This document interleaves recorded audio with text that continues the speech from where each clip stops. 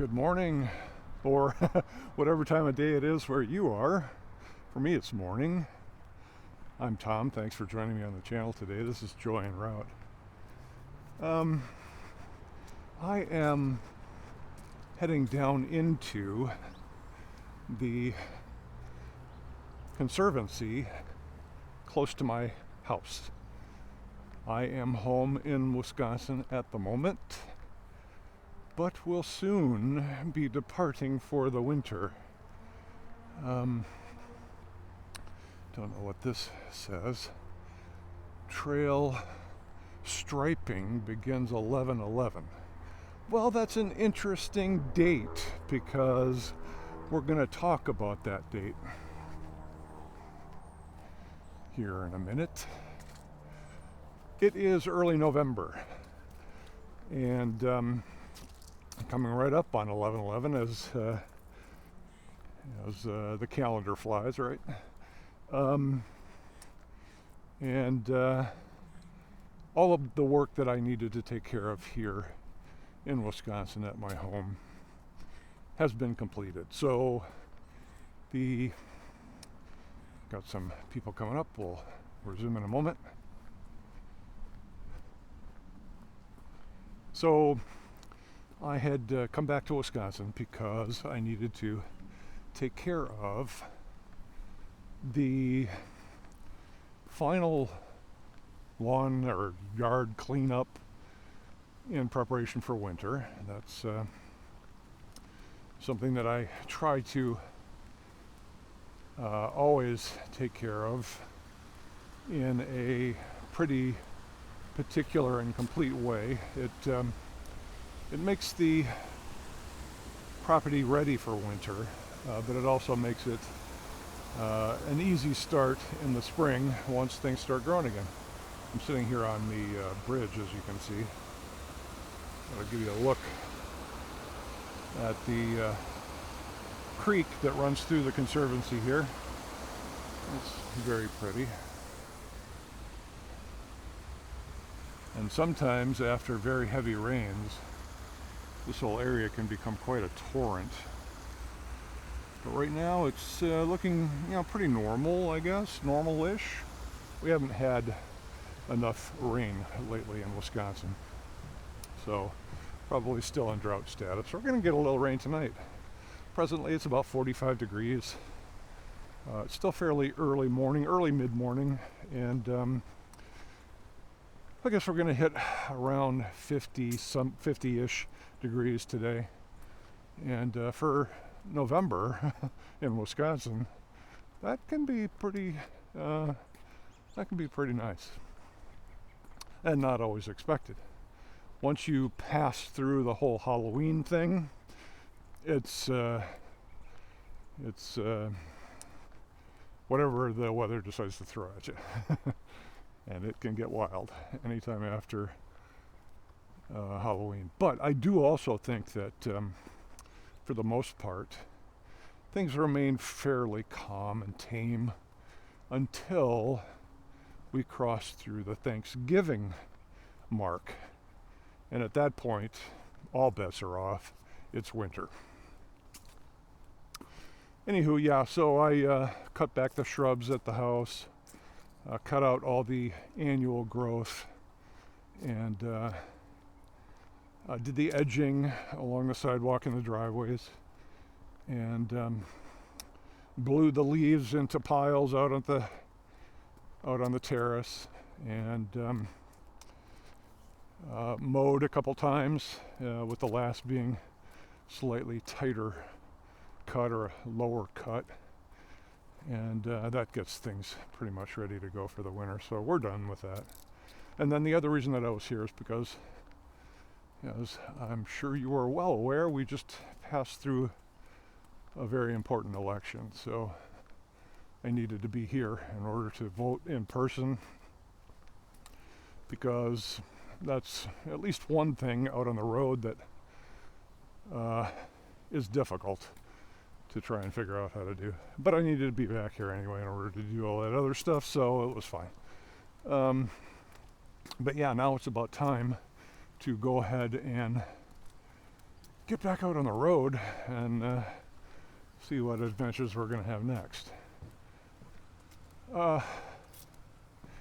And as the dates would have it, November 11th, 2022 is the year, or the day and the year that I first set out on this nomadic journey. So in just a couple of days here, if I post this right on schedule, it will be 11/11/24, and that's my 2-year anniversary of being out on the road.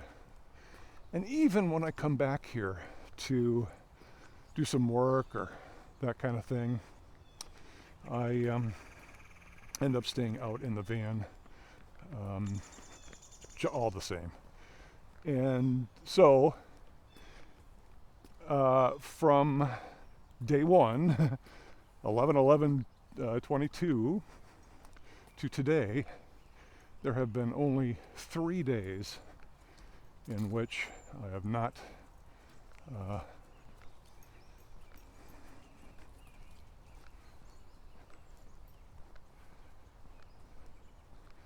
had to let a fellow hiker go by there.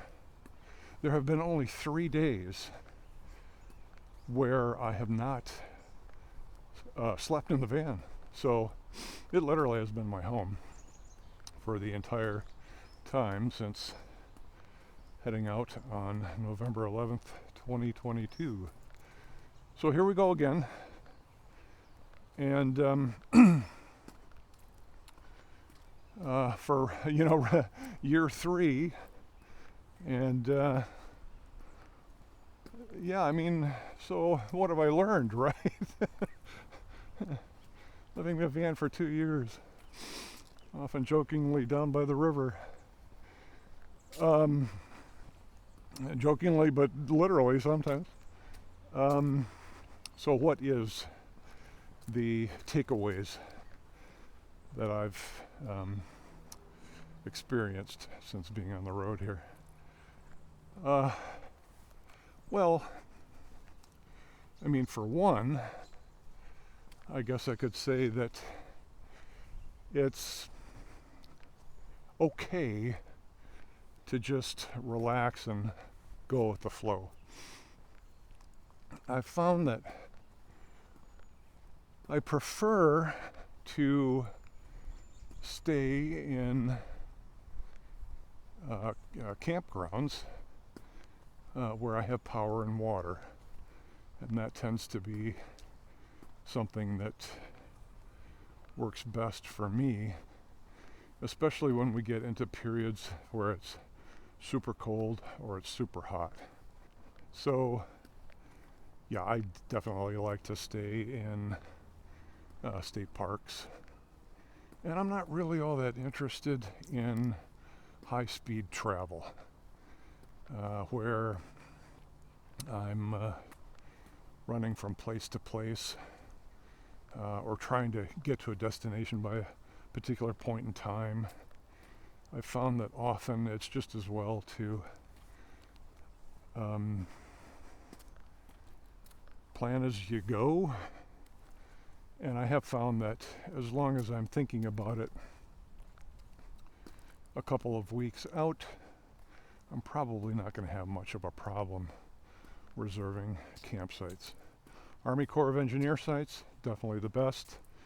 If you are eligible for a America the Beautiful Pass, you get 50% off of their campsite rates, and those rates are very reasonable, especially at half price off. So $15 to $20 a night if you're on one of those passes.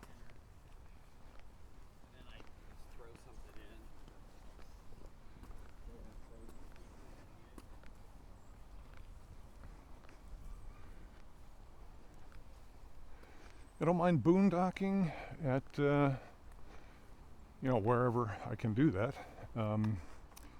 One of which, of course, being Walmart. They're a good intermediate stay if you're going from one place to the next and can't necessarily get a camp spot. And that, for instance, seems to happen more over the weekends than anything else, because a lot of people do like to get out and camp on the weekend with their families and whatnot. So the campgrounds do fill up on the weekends. In the winter, not so much. But during the summer travel and camping season, yeah, that's the way that goes. And I've found that small community parks are also excellent. They may even have electric and water, and some even have showers. Imagine that. Having a Planet Fitness membership, speaking of showers, is pretty much essential to being able to get a shower in when you're in between state parks or Corps of Engineer parks that typically will have showers. I'm back out on the road again, and so there's the conservancy here. There's quite a waterfall here.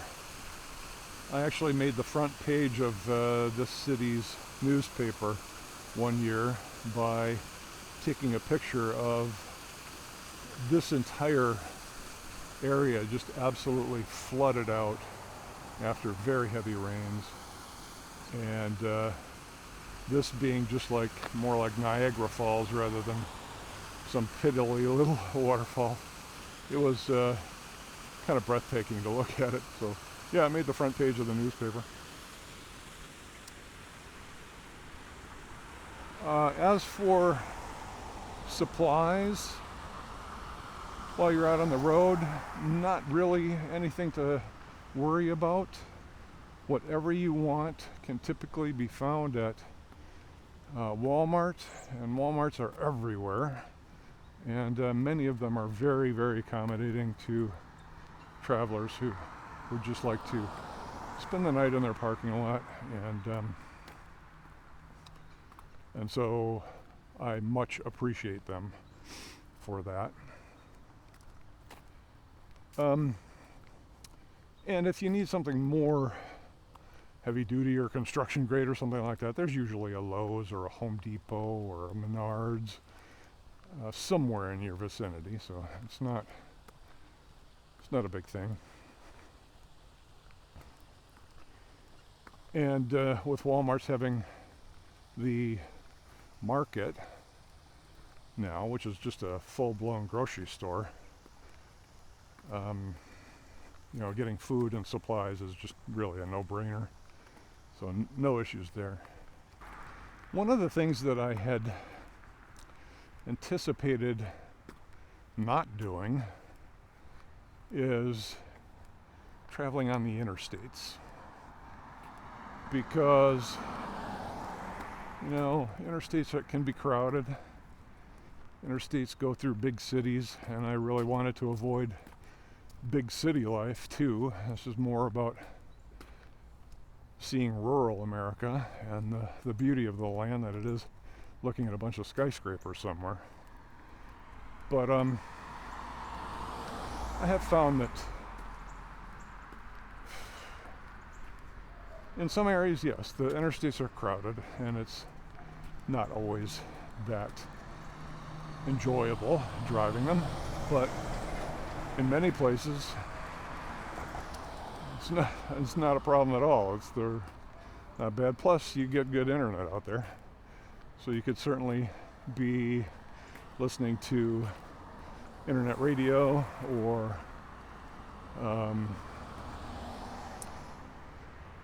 YouTube music or Spotify, whatever you got. So that keeps you connected that way. And of course, Google Maps is my friend. It tells me how to get everywhere. So I'd be lost without it, I'm afraid. Not really. I do have a national map, so as long as I can make it towards and onto a major highway. It's not going to be a problem. The other thing, I guess, about van life that has changed is that I've learned many ways to simplify. That turns out to be one of the biggest things that you have to work through as you start a van life adventure, is, you know, the idea that you need everything that you've always had in your sticks and bricks or your apartment or whatever, and so you got to have all that on the road. It's like, no, you really don't.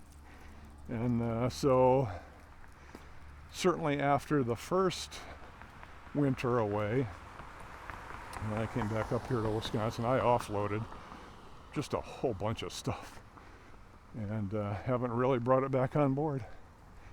Again, if you find yourself missing something or needing something, the physical Amazon of the United States is Walmart. You can just walk into a Walmart and they've probably got most of everything that you'd ever want. And I think before I headed out to do van life, it was always look on Amazon, order it from Amazon, it'll be here the next day or in 2 days, whatever. And well, with Walmart you can just walk in and pretty much get whatever you need there. So don't overpack, I guess, is the takeaway there. And because if you do need something, you just go buy it. It's not a big deal. Probably what you'll find is that the things that you need the most are definitely staples, and you can get them in a lot of different places, so it's not a big deal. So don't rush off with everything, including the kitchen sink. You're just carrying a lot of dead weight, especially when it comes to clothes. I had way too much clothes, so I offloaded a bunch of that. I'm pretty simple these days. Turns out that I am wearing jeans now. I had to give up the shorts about a week or so ago as the temperatures did start to drop. But shorts, jeans, t-shirts, and I have a light jeans jacket here. I do have a hoodie as well, so I pretty much have what I need to keep warm out in the natural areas. I think we'll go down this way for a ways, show you what the neighborhood is looking like.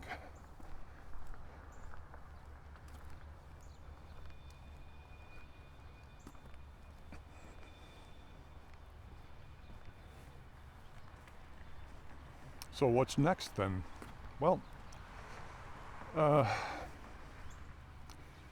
guess probably this time more than any other time, I'm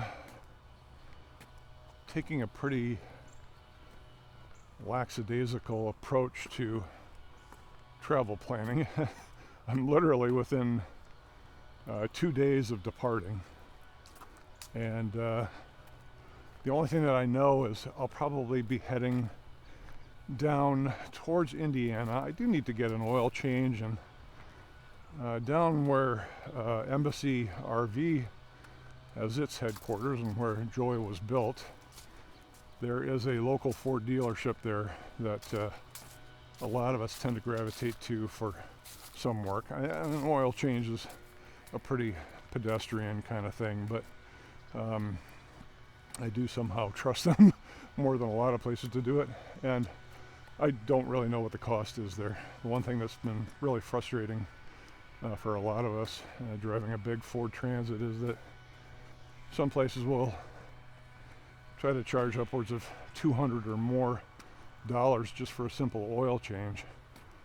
And I had one dealership, when I challenged them on that price, say, well, you have to come to our truck center in order to have work done on your vehicle. Our quick lane doesn't handle vehicles your scale.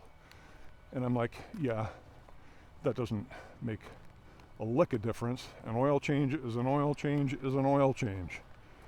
I don't really care about your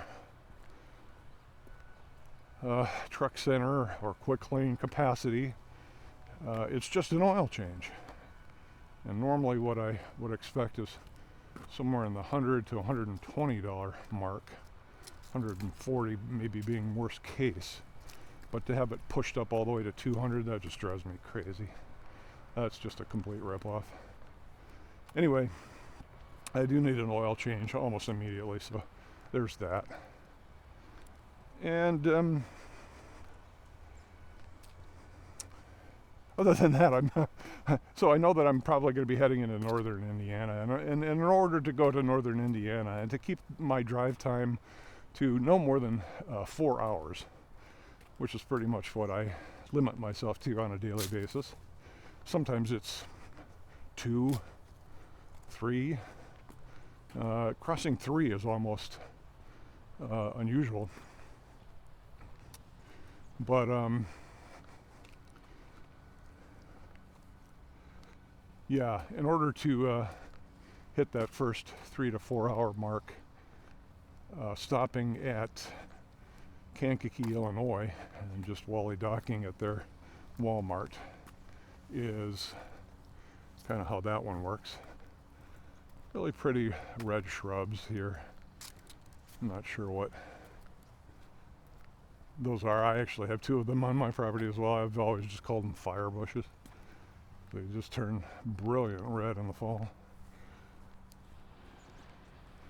So after the stop in Kankakee, then what? Well, I'll probably start heading down through Indiana and heading towards Kentucky, and maybe we'll find a state park or an Army Corps of Engineers site and hang out there maybe for a short while. I have lots of videos left to produce for you from the summer travels, and just recently I dropped the $300 that got me a license for DaVinci Resolve Studio 19, which is the current version of the ever popular DaVinci Resolve video editing software. I had been using Camtasia, but TechSmith this past summer and this fall switched over to a full-on subscription model, so they're beginning to look a lot more like Adobe going forward. And even the Essentials package, which doesn't get you any of the frills for Camtasia, is going to cost, I guess, $180 annual. I'm like, well, in a couple years I will have already paid for a DaVinci Resolve license, and many people have bought into the studio version, the $300 version of DaVinci Resolve, years and years and years ago. They've never paid another dime because it is supposed to be a perpetual license, including major releases. So people maybe jumped on at version 16. It's now at version 19. They haven't paid a dime since they ponied up their original $300, and even that hasn't gone up. It's been $300 forever. Anyway, there's a big learning curve on DaVinci Resolve. So the last video on that I posted on the back in oil fields of North Dakota was the first video that I produced using DaVinci Resolve. So let me know what you thought of the production value that it brought to the video. I don't know. I had no idea where I was going to go with that video when I started it, but when I ended it, I guess it went somewhere. Anyway, yeah, lots more footage from the summer to bring to you, and then we'll be heading south. Southeast, I don't know. Helene just came through and kind of ravaged the southeast. So I thought to myself, maybe I shouldn't be going in that direction, but I think I can probably steer clear by staying a little west of the Appalachians, and then that should maybe be okay. I mean, I could end up wandering over towards Texas again, Arizona, New Mexico, whatever. I will need to come back to Wisconsin by April 1st. That's just, I think, going to be an annual pilgrimage. But yeah, so that's kind of roughly the plan. It's kind of roughly the things that I've encountered and worked through in these first 2 years. And we're back here with Joy again. So I will get back to video editing or preparing for departure, that sort of thing, today. And yeah. So I appreciate you coming along for the walk today, and hope you had a good time, and I will look forward to seeing you on the next video.